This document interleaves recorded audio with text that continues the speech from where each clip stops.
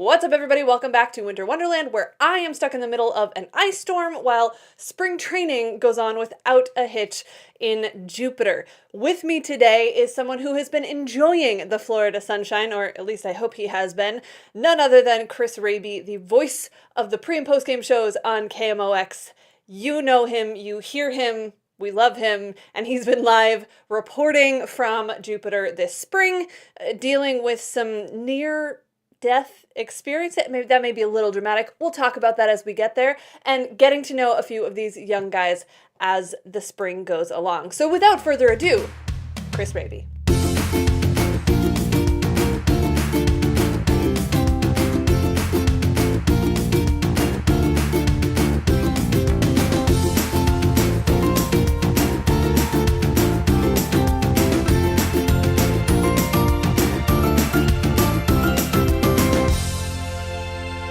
So Chris, first of all, how's Florida? It's good. It is warm after a day of some rain last week, but it's always great. I'm always happy to get down here. Crazy days, long days. Luckily, I guess for us, at least games start this weekend, so that's always nice. But yeah, so far so good. No complaints. A little better with rain than like freezing rain or something in St. Louis or in the Midwest these days, right? Yeah, and a lot of us had some issues getting out I of heard. St. Louis and the Midwest down here. So again, I can't complain at all. Yeah. Now, early spring training, it's a little hard to make too many declarative statements about what a team's going to look like. But one thing that has happened, I don't know if you guys are being targeted by guys in BP. You almost got hit. Sounds like Paul DeYoung almost hit Jeff Jones the other day. What's going on Yeah. down there? Yeah.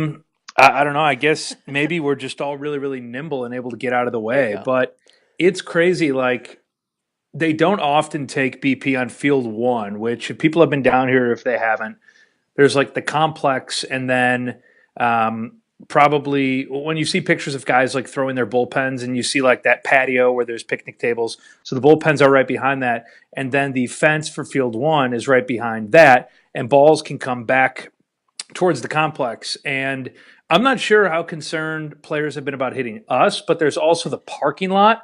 And like the spots closest to the complex is where like Yachty's, Rolls Royces, and one of Marcelo Zuna's 3 Lamborghinis is. And I know they get nervous about that. So I guess in their opinions, maybe better us than the cars, the millions of dollars worth of automobiles as a magnet for batting practice balls. But yeah, everyone's surviving so far. No issues, no broken bones, and no broken windshields. You guys are just the last line of defense between them and their cars at this point, which I don't Exactly. know, maybe a hazard of the job. Or maybe, now that I think about it, Tara, an opportunity for a side hustle where we could put gloves on and Oh, we could be like the extra BP shaggers, and we could okay. stand in front of the cars and try to catch the balls. There you go. New Save game on, plan. New yeah, game save plan. on an insurance deductible, and then they can just pay Yeah. us. There it is. There it is. Yeah, See, you just got to think these things through, right? You exactly. mentioned the parking lot. You've been doing some videos online, kind of walking with those guys to their cars, giving people these little glimpses of some of the little things that these guys are thinking about in spring training. Is there anyone so far that that has stood out as far as maybe saying something that you hadn't heard before, or who came into spring with a little bit of a different perspective? Yeah, I think that, man, they're all cool. And just to hear a little bit about the guys kind of outside of the clubhouse, or, um, you know, just in a different setting, or hear a little bit about stuff they do away from the field is interesting. I thought Flaherty saying, that's like the latest one, I think. We've got Dakota Hudson and Ryan Helsley together a little bit later. Flaherty saying that, he can't even imagine going to play golf or anything. And kind of what he does to go home. And a lot of the guys will say they have to try to fight off naps. Helsley and Hudson actually drove 21 hours together from Kansas City down here. So I'm surprised they're not sick of each other. But it's just kind of the approach these guys take, and, how regimented everything is down here. And, I'm sure that they go out and play a little golf or have fun or go out to a nice dinner. But, more than anything, it's, now 2019, and just the level of expectation for everything, whether it be sleep and how much sleep you're getting, your nutrition, your hydration, guys that say they literally can't drink enough water and they have to have a case of water with them at all times. So I think those are the little things that maybe, you don't necessarily think of as a fan. Like these guys show up and they work hard, and, they get a lot of work done while they're at the complex every day. But it's really now a 24-hour a day job, and that starts in February, goes through October, and then starts again in the off season. So I think just that dedication, the level of dedication that they all have, whether you've been in the big leagues or you're in low A or you're in rookie ball, I think that it's something that is really, really important, and oftentimes will separate the guys who make it from maybe the guys that don't. Yeah, I think it's really interesting. Everyone always talks about coming into spring training in the best shape of their life, right? But that's becoming more and more a reality, right? As guys have to come in ready to go or ready to prove that they, made improvements over the offseason or whatever it is. Not so much you come to spring training to get ready to play baseball. You come to spring training to start playing baseball. And, you see that and you hear that, and man, there isn't a whole lot of an off season left for these guys. Yeah, and part of it's because games start on Saturday. Yeah. So the first full squad workout was Monday. They had live BP Monday and Tuesday, no live BP today, and then it's 2 more days, and then you're playing games. So there's really no time to get into shape, and there's going to be a lot of innings and a lot of games and a lot of different guys that the club needs to get a look at, and that'll start in just a couple days. One guy that we're starting to get a little bit of a look at, Paul Goldschmidt. Again, not a whole lot you can take from the first week or so of spring training, especially before those games start. But what's been the takeaway, besides the fact that he can hit monster home runs in BP, from Paul Goldschmidt and the way that he's come in to this spring as, the new kid on the block? I think it's just the way he carries himself. He's obviously a guy who's accomplished a ton around Major League Baseball, and he's just very, very professional, almost low key, but comes in, gets his work done, is I think getting to know all the guys in the clubhouse, but is just very professional. There's I think just he's just and this is so cliche, but he's just kind of a baseball guy. It's just kind of what he does, what he loves, what he talks about, and can see him having different conversations with guys, can see, one of the first days he volunteered and was like flipping fungos to Jose Akendo to hit the guys. He's just, strikes me as someone who just is very, very focused and very, very serious on or off the field. And that's probably a big part of the reason, outside of his ability, but his work ethic and the way he goes about it, why he's had so much success. Yeah, with so many young guys on this team, you have to think that is something that the Cardinals liked about him, the ability to kind of bring that to the table, show that as a way to be successful in this game, right? Yeah, and I think he did that in Arizona, Yeah. and it just got to a point where they wanted to move in a different direction, and moved on from a number of players. But I think that he's done that. He's certainly, I think, based on the expectation, someone that'll have a huge impact, not just on the field, but on the guys that are going to be coming up throughout the organization, whether it's in spring or over the course of this year. He's probably not going to be a guy that grabs too many headlines with quotes, but that's all right. They have plenty of those. One guy that is always grabbing headlines, it seems like, is Carlos Martínez. This year is no different, whether it's the hair or the role he's going to play, or now the fact that he's not going to be throwing for a couple of weeks. He's got a lot of people concerned based on the limited action he saw last year, coming in already kind of being shut down temporarily, whether it's precautionary or not. What's your read on the Carlos Martínez situation as it stands now? Because it's really easy, I think, to hear, oh, they're shutting Carlos Martínez down, and for people to panic. But that's not necessarily an indication of what's to come. It's just sort of wait and see. But what's your read on all of that? Yeah, I think the biggest takeaway first is that apparently MRI, all the imaging they did was positive, and structurally there isn't anything wrong. So that's kind of where you panic first, especially when it's shoulders. You never want to be in a situation where you think you're going to be dealing with something that might require a procedure. But if that is the case, and I guess we have no reason to believe that's not the case, then I think it's just trying to figure out something that works for him and figure out a plan that works for him, because this will now be another issue that he's had kind of in the same region. And I think similar to what slowed him down last year. And more than anything, they've got to figure out a way to not just get him on a path where the shoulder's not an issue, but also where he's, I think, proactively taking on a program or taking on an approach where he can make sure it's not going to be an issue moving forward. So I don't know if the club knows exactly what that is or exactly how it will, affect maybe his role this year or beyond. But, I do think that one thing that's encouraging is that in a really small sample size at the end of last year, when he did, move to a bullpen spot and he was in that closer role eventually, he seemed to be recovering pretty well day to day from it. I don't know what that would mean over the course of a full season, or what it would mean if he was moved back to the rotation. But I do think some of what he did at the end of last year has some reason for encouragement. But certainly, you hope that this is nothing but a chance to maybe go about his strengthening program for his shoulder in a different way over the next 2 weeks. Maybe figure out something that works, and then hope that by March 5th, when they do evaluate him and where he's at, it's a green light and he's able to start throwing and get on track. Yeah, it's interesting hearing the comments from Mike Schilt, from John Mozeliak, kind of Mike Schilt saying that, he put in work. It's not like he didn't do work over the offseason.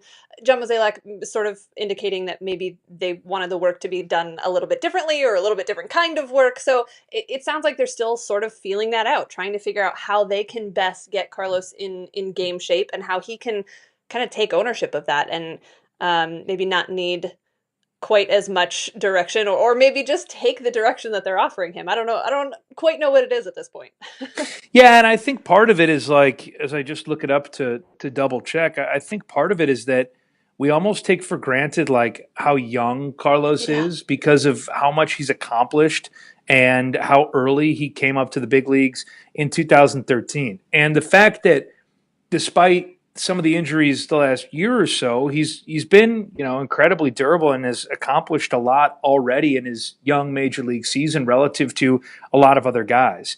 Let's see. So he on May 3rd made his big league debut at age 21. And why can I not see his birthday? All right, he's 27. He won't even turn 28 until September of this year. So, like, the fact that he has, essentially 5.5 big league seasons under his belt, like, that's insane. So there's been a lot of workload, a lot of major league workload, a couple of all-star games, a couple of trips to the postseason. There's been a lot of innings. And, again, I think that for a guy who's young but has thrown a lot, it's maybe not uncommon to at some point need to figure out a different routine and a different way to care for your body. I'm sure that his shoulder and his arm don't recover as well at age 27 as they did at age 23. That doesn't mean that, he's lazy or he wasn't working out in the off season. I'm sure that comparison will get made on Twitter or whatever, but he's older and his body's different. And I think that happens. And, hopefully it's up to him and the Cardinals to come up with a proactive way to deal with that and maybe come up with a program that'll not only make him stronger, but, make him better in the long run.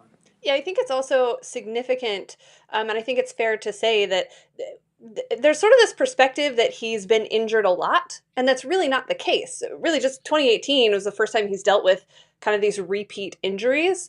And I think, to your point, he's young. He hasn't really had to deal with back-to-back injuries like that much over the course of his career, so he's learning how to make adjustments and grow from that as well. So a learning process for everyone involved, including Carlos Martínez, in figuring out what to do when you're recovering from an injury. Yeah, and I mean, he was in the bullpen almost exclusively his first 2 years, and then in 15, 16, and 17, his first 3 years as a starter, age 23, 24, 25, he threw 180, 195, and 205 innings. Like, that's pretty durable. He hasn't missed time except for last year. And then I guess at the end of the 2015 season, before the series with the Cubs, when they just decided that they were going to shut him down because he was already at 180 innings. It was his first full year as a starter, which is insane. He went from 89 big league innings in 14 to 180 in 15. Yeah. So, yeah, I mean, not to just be too glass half full or assume that everything's going to be great. But, I think this probably happens maybe more than we are accustomed to knowing. A lot of it probably happens in the off season in terms of guys' strength programs or their workout programs, especially if they have to undergo some type of procedure, which he hasn't. So, yeah, he's just been such in the spotlight and has been so good and so just interesting, both on and off the field, that maybe rightfully so, he gets put under a bit more of a magnifying glass. Yeah, well, definitely a lot to watch there. I think Mike Maddox in his second year working with those pitchers is going to have a little better idea of how to deal with some of that and how to communicate with some of those guys, whether it's Carlos Martinez or Miles Michaelis or anybody else. So that'll be an interesting part of that to watch as well. I did have some people ask some questions via Twitter and or Instagram, so I want to throw those at you real quick. First of all, our good friend Dan Buffa, in talking about Carlos Martinez, asked that if Carlos Martinez can't be in the starting rotation, whether it's injury or otherwise, do you feel confident, or do you think the team feels confident with the resources that they already have, or would this be a great opportunity to go out and get somebody like Dallas Keuchel, who's still waiting on a contract? I think that the organization won't ever rule like anything out in terms of, especially a guy who could, his market could trickle to the point of like a Greg Holland last year or a Lance Lynn last year. Who ended up taking a one-year deal. I would be surprised if there were any kind of longer-ish term deals, and that is because of not just the resources, but I think the excitement around a lot of different guys who could be in the rotation. And there are a couple of different factors. Someone like a John Gant, who's out of options and who was really good last year, starting, almost 20 games. I think an ERA right under 3.5 and a pretty good strikeout rate. Dakota Hudson, at some point, a player like him, if there's an opportunity for him to be in the rotation in the big leagues, I think he would be in a position inning-wise and workload-wise to compete for that. But on the flip side, if you bring in another starter and a starter maybe for multiple years, what does that do for Hudson? Do you put him in the big league bullpen knowing that then if he gets 60 or 70 innings, you may not be able to count on him to be stretched out and throw 180 innings next year as a starter? So I think there are a couple of those kinds of questions. I'll just kind of say that, like I said, to answer Dan's question to begin with, I would be surprised if there was any type of long-term deal handed out. But that's not, I think, for sake of money, but more so that kind of like last year when Miles Michaelis was brought in, I know they felt that Miles Michaelis would outperform Jake Arrieta. It's not that they didn't want to spend money on Jake Arrieta. It's that their metrics said Miles Michaelis would outperform Jake Arrieta, and he outperformed just about everyone in Major League Baseball. So I think they like what they have. There are some decisions to be made in terms of where guys are going. But if it comes down to maybe a one-year deal or someone whose market drastically shifts in an area that it was not expected to shift, I don't think they'd rule anything out. Staying with pitching, Christian asked about Michael Wacha. We haven't heard a whole lot about him. Of course, he was shut down for a large portion of last season, really the whole second half, and is another guy that, when he's healthy, he's one of the best that they have, but he has a hard time. You talk about injury history. Michael Wacha is the one with an injury history. If he can stay healthy, he's a dominant part of this rotation. What's kind of the status with Michael Wacha? Because it has been pretty quiet so far. Yeah, and another guy who over the last couple of off seasons had to drastically change the way he worked out and the way he tried to take care of his shoulder. Drastically changed, his even like in between start routine to the point that last year he wasn't even throwing the days after starts, and started out great, was on track to be an all-star, but then again just had issues staying healthy, similar to Carlos. Although I don't know, we'll see if the narrative with Carlos is the same as it was with Wacha. But I do think that there is, again, an excitement that if he can stay healthy and if he can continue, another guy who's just so young, that if he can continue to learn about his shoulder, learn what he has to do to take care of it. Look at maybe, I know Brandon McCarthy has been the easy comparison because he's dealt with some of the same stuff. Wacha worked out with his trainer, but kind of how long it took him to kind of figure things out. So I think there is an excitement that Wacha, who, like you said, there hasn't been a lot talked about him. If he can be a guy who can start 26, 28 games, maybe get a couple of extra starts off, maybe especially early in the season when they can skip him in the rotation, I think could be a really, really valuable piece. But, it's been, 3 years since he's been able to do that? No. Yeah, I always feel like Michael Wacha is kind of the bonus for me. Like, I don't really know if you can count on it, but when it's there, it's cool. It's fun to watch when he's pitching well. So hopefully this year will be a little bit different as far as that story goes.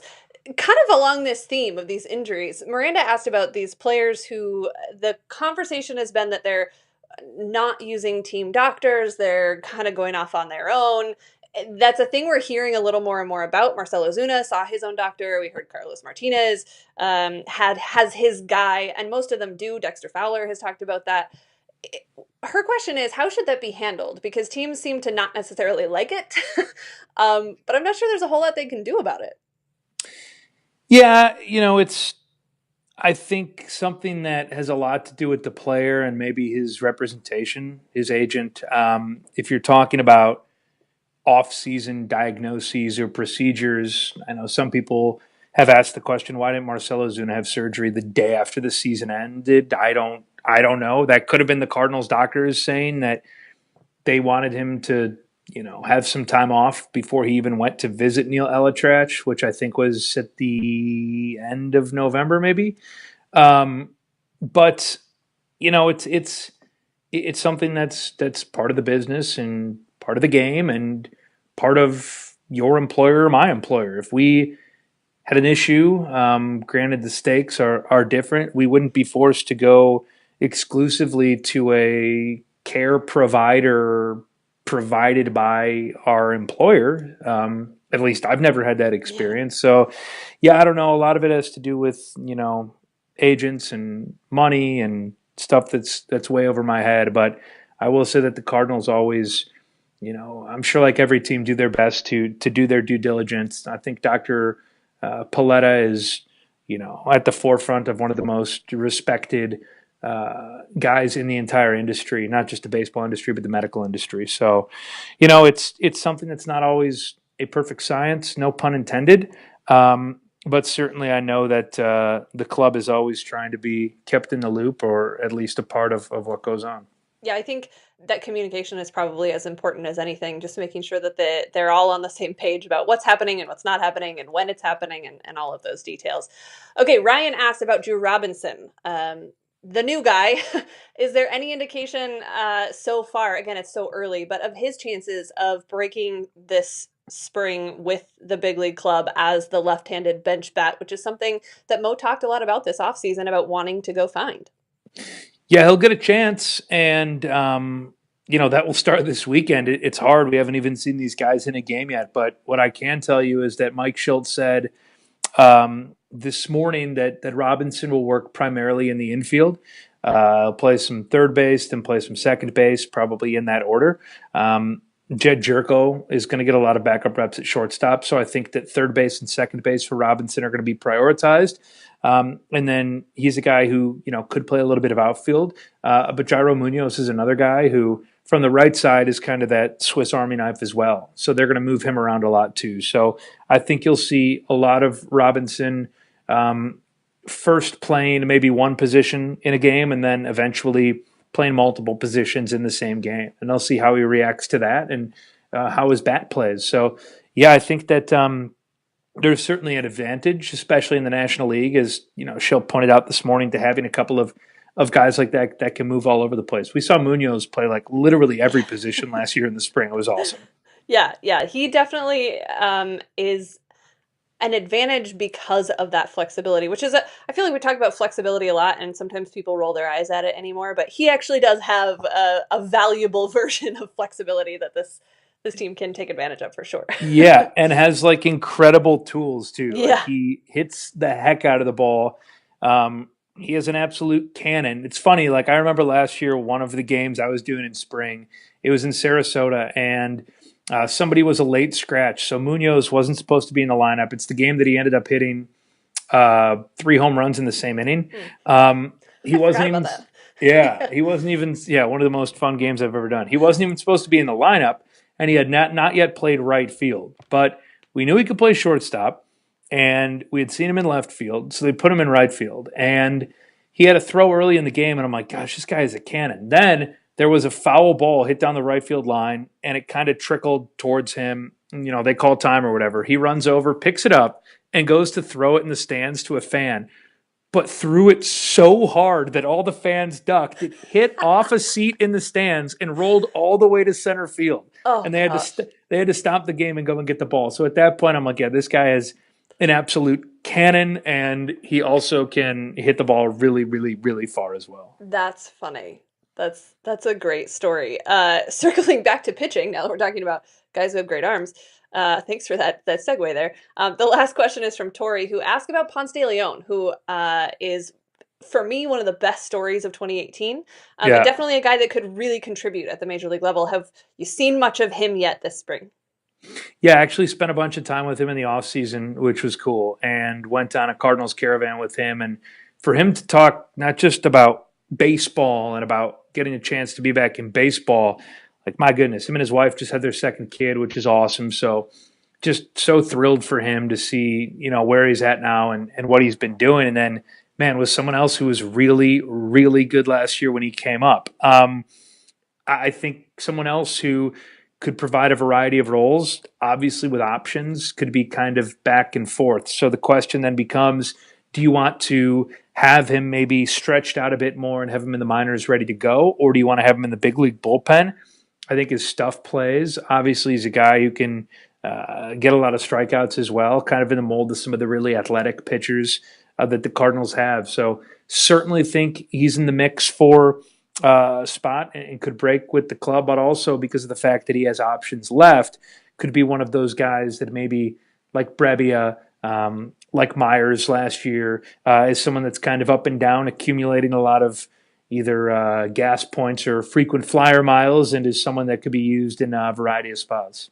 I didn't even ask you about John Brebbia. I don't want to take up too much of your time today, but man, he's I just want more content of John Brebbia every time I see anything from that guy. He's pretty great. He's unbelievable, yeah. And also just someone that's turned into a real asset as well. And carries an umbrella when it's sunny and dresses up like John Mozeliak on Mondays. But he's not only a real asset for the club and in the bullpen, but a real asset for the media as well, because he's always quick with a great quote. And shameless plug, we have him on our show on the Cardinals Radio Network this week. He's one of the guys we have on. So, yeah, love John Brebbia, love his perspective on things, just always keeps it light. And then for as goofy and as good a guy he is, you're like, oh, you also happen to be like one of the best human beings on the planet at throwing a baseball. Right.